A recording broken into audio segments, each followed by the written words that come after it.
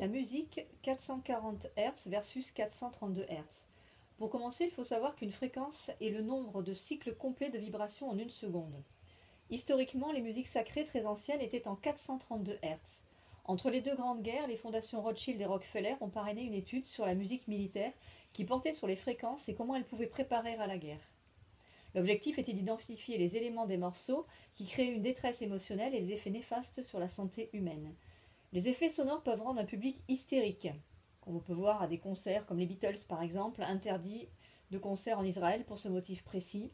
La musique rock, le métal et bien d'autres musiques encore peuvent modifier les émotions des individus, même celles qui ont l'air gaies et festives. En 1939, l'Organisation internationale de normalisation a décidé de mettre le diapason, c'est-à-dire la note La, en 440 Hz. En 1953, malgré les protestations, cette décision est entérinée et en 1975, cela fait même l'objet d'une norme ISO 16.1975. Il faut savoir que tout autour de nous et en nous est énergie et vibration. Chaque corps possède une fréquence et lorsque l'on est en contact avec une personne qui vibre à la même fréquence que nous, on s'aperçoit qu'on se comprend plus facilement et qu'on est attiré par cette personne.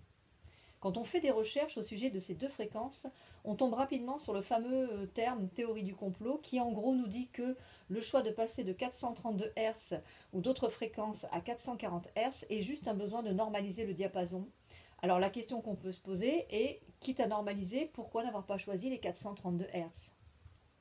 Ce que l'on apprend en faisant quelques rapides recherches, c'est que si l'on modifie la fréquence de la musique, on peut modifier les ondes cérébrales et changer notre esprit. Je vous propose de regarder ma courte vidéo sur la mémoire de l'eau et vous ferez le lien avec le pouvoir de la musique sur un corps qui est fait de plus de 60% d'eau. Ce que l'on sait scientifiquement, c'est que la fréquence 440 Hz stimule le cerveau gauche, la partie qui s'occupe de la logique, alors que la fréquence en 432 Hz stimule le cerveau droit, siège de l'intuition, des sentiments, du spirituel, de la télépathie, de la voyance, entre autres. Le cerveau droit nous relie directement au divin. La fréquence en 440 Hz engendre insomnie, stress, irritabilité et hyperactivité, alors que la fréquence en 432 Hz est une harmonique de 8 Hz qui est le rythme de la fréquence cérébrale alpha, c'est-à-dire un état de détente entre veille et sommeil, détente hypnotique. Par conséquent, changer de fréquence en adoptant celle qui va stimuler la logique et donc nous couper du lien divin ne me paraît pas anodin du tout. Je terminerai par une citation du docteur Leonard Horowitz, étiqueté bien évidemment théoricien du complot. Il dit, je cite, « L'utilisation obligatoire de cette fréquence dans l'industrie musicale a créé une psychologie agressive et agitée dans les masses et a provoqué des maladies pour les personnes malheureuses. » Fin de citation. Ne pas perdre de vue que les gouvernements ont imposé ce changement de fréquence au monde entier et en ont fait une norme.